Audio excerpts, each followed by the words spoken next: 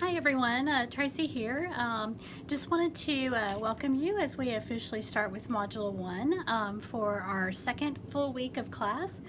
Today I want to talk to you as you begin to explore professional learning communities and are starting to think about why they're important and how they can positively impact a school. I wanted to start first by reminding you that a professional learning community needs a lot of things to be successful. First and foremost, it needs a leader. A leader who understands why they're important and builds in the structures as well as the time for teachers to meet, to collaborate, to discuss, to data analyze, and to do all sorts of things. Secondly, you also need to be a principal who communicates and collaborates. So if you think about it, a PLC is really a part of the 3 C's. You have to create them, you have to communicate about them and communicate within a PLC, and then finally there has to be ongoing collaboration. But specifically this evening, I want to talk to you about communication. You know, I've seen great principals over the course of my career, both as an assistant superintendent and as my colleagues when I was in the principalship, but I've also seen people who've sadly failed at it, and some of them have failed pretty tragically. And, you know, when I think about what separated those really good principals from the mediocre to the really poor or the ones who didn't make it in the profession, I think the thing that stood out most for me was communication. You know, there's a saying, you can never communicate too much. And I'll give you an example. When I was a high school principal, we had a great website. I had a really strong teacher who managed our website for us. We put all kinds of communication up, but we weren't getting the kind of responses that we needed. So then we began to work on phone etiquette, creating handbooks and all those kind of things. But again, we weren't getting information to our parents. So we decided to convene a panel and invited all of our parents to come in and tell us what was working with communication, what wasn't working with communication, and how they wanted to access us as a school. Not only the principal, but the other campus administrators, assistant principals, office staff, counselors, what they wanted to know about teachers, etc. And quite honestly, we really blew up communication. Our parents had some great ideas. Some things we couldn't do, you know, like some of them wanted us to mail the weekly newsletter to them. We couldn't afford to do that. But in doing so, we learned a lot about ourselves. And we also learned what it is that parents need and want. And when you communicate well with your parents, it can make a huge difference in the life of a student and the life of a school. So one of the things I want to remind you is you have to communicate early and often. Be as repetitive as you possibly can. You know, we all know state assessments play an important role in how our schools are perceived and even those ratings we get from some of our states. But you know, public perception is really important. Some of you may be familiar with the website greatschools.org. You know, and quite frankly, that can make or break a school in terms of the way it's perceived by the neighborhood, the community, or even the city.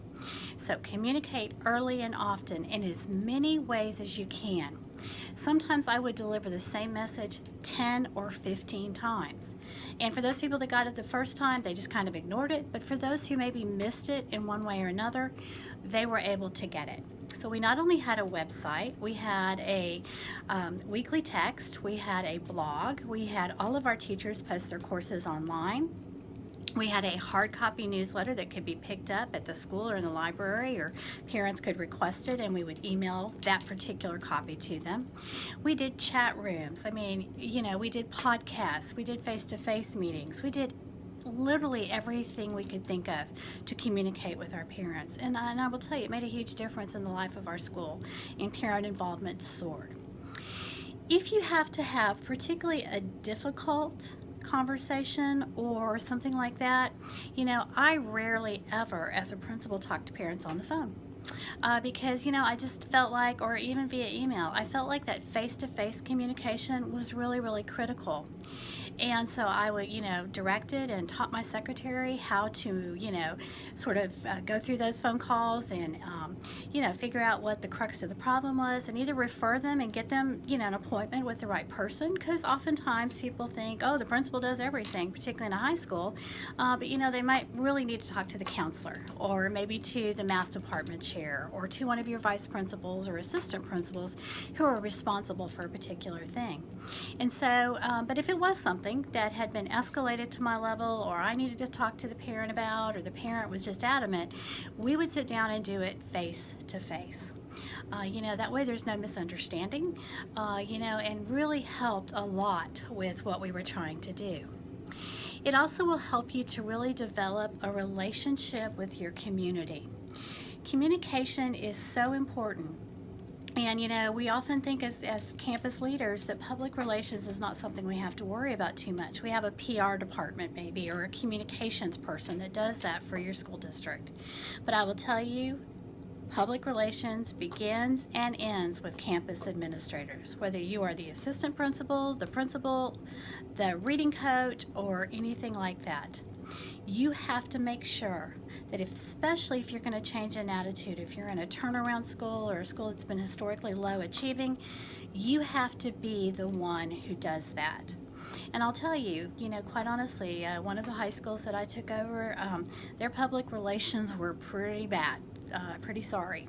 And so that first year, I literally went to every single event that the school had. It like to killed me because I was working literally every night and every Saturday and a lot of Sundays too, just to stay afloat. But I was there. My presence mattered. And, I did a lot of, shaking hands and hi, I'm so-and-so and tell me about your child. And it made a huge difference. In fact, just a short 2 years later, we were named a National Blue Ribbon School of Excellence, the first, and many would still argue, the only truly diverse high school to achieve that recognition.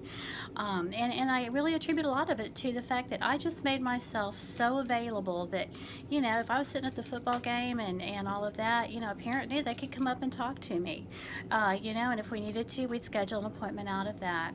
But I got such positive feedback from that, and the perception of the school changed dramatically.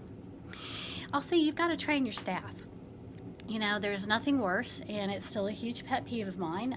You call a school and you get a rude welcome. Or someone's not very helpful to you.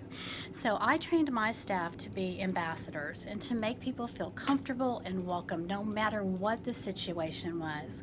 And that included not only the people who answer the phone and greet parents as they come in, whether it's in an attendance office or the registrar's office or counseling, but also my custodians, because oftentimes those are the people that are somewhat out of the spotlight but are so critical to your success, and parents and students see them all the time. In fact, our custodian was such a beloved figure at our school that the students always really rallied around him and really were proud as a part of that. Customer service, customer service, customer service. If you're like me and you at one time in your life in college or whatever worked in the retail sector or the restaurant business, you know that it is all about the customer. And unfortunately, I think in some cases we've gotten the idea in the school business that we don't have customers or that our customers are our students. That's not true. Our customers are any person that we work with. Whether it is a parent, a central office person, a community member, a student, a teacher, a staff member, they are all our customers. When you serve in the role of a campus administrator, you are in some ways that servant leader. You're there to serve others. So you have to make sure that you model at all times excellent customer service. And simple things can make all the difference in the world. There's been many a times that, the lunchroom was left messy or whatever, and, you didn't see, I would have killed one of my administrators if we'd all just stood there and done nothing. We pitched in and helped clean it up, and then we made sure the problem was taken care of. So, it really does make a huge difference. The other thing that I would encourage you to do as part of that customer service is, even with your most challenging and difficult students, find something good that they do and call the parent and just say, you know what, I wanted to tell you, I saw Tracy in the hallway today and she just had the most beautiful smile on her face, and I just wanted to tell you, that she seemed really happy here at school today and we're so thankful to have her. I know sometimes that's hard, but trust me, it will go a long, long, long way in terms of helping your customer service and your communication. In fact, even as I did it when I was an elementary principal, a middle school principal, and I repeated it at both the high schools that I led, I had all my teachers call their students in their homeroom or whatever, and introduce themselves and just say, hey, and they had to say something and find something positive about that student in their class. And they had to do that during the first 2 weeks of school. And again, it just was great PR. And then as administrators, we would try to do the same thing, so that way when you have to make the call about a discipline issue or, something that's gone wrong, the parents know that that you really genuinely do care about their child. And while they still may accuse you of, you're picking on my kid and, all those things you will eventually hear if you haven't already, it will make a difference for them. Also, help parents understand their role in education.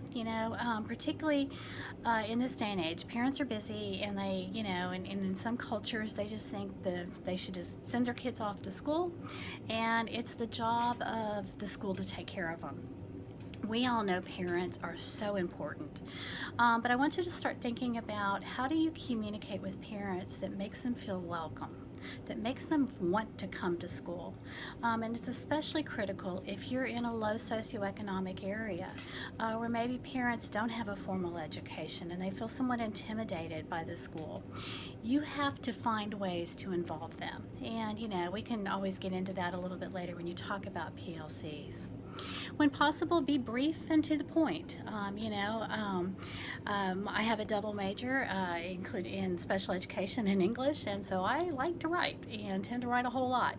But that was something that, I had to learn pretty quickly, that parents did not want to read a 3-page letter from the principal. I said what I needed to, and, and using text messages and tweets and Facebook and all that really helped to convey those messages and get out there what they need to do so that they can read it in a short amount of time and move on. The other thing too that I want to really, really, really remind everybody is never lie. Always tell the truth. And you may have to say, I'm sorry, I can't disclose that right now, or I'm sorry, that's confidential, but you have to make sure that you are building through your communication both trust in your organization or organizational trust, but also trust between you and that individual. So that relational trust is equally important. And so, and I have always believed and found it to be quite truthfully successful was I shared as much as I possibly could. So when I had a fire at a school, when I had a shooting at a school, when I had to go into lockdown because someone ran into the building with a gun. I was extremely transparent with my students. Now of course you're going to temper that according to the age, but at the high school level, I told them the truth. After it was all over, I said, here is exactly what happened, here is what we did, and here's how it ended and turned out. And I was expecting the onslaught of parent phone calls the next day when we all returned to school, because we'd had such a serious incident with the police involved, helicopters. I mean, it was really quite intense. An armed robber had run into our building from the neighborhood, and what could have been really a bad situation. Thankfully, it turned out okay, and he was caught. You know what, though? Because we over-communicated with our students, and they went home and told their parents how safe they felt and how prepared we were, and they knew exactly what was going on. We did not have one single parent concern, call, or complaint. And that's pretty amazing in a high school of almost 2,700 students that experienced that. Also, do a good job. I'm kind of amazed sometimes when I see things that are put out that, have grammatical errors or, whatever. Always have at least two different people proofread something before you send it out. In an emergency situation, I would encourage you to get the word out as soon as possible. So for example, when we were in the Dallas area, we had some tornadoes coming through one April. And we were very blessed at my school. We had a full basement that we could get all the kids down into. So we went into that basement, and I told all my students at that moment, get your phones out, and I want you to text your parents. Don't call them because we can't handle that in terms of the wireless network. But I want you to text them and say, we're in the basement, we're safe. And that quick communication can make all the difference in the world. Then the minute we came back up, we sent out a text to all the parents as well through our systems that said, hey, here's what happened, here's what we did, we're now back in class, good and clear. It's important that you do a good job with it, and just making sure that you stay on top of it and you get that word out there really, really quickly. And then last but not least, really think about communications. A lot of people, say you have to have a communication plan, and I believe that's true. We certainly had one. It was part of our crisis plan.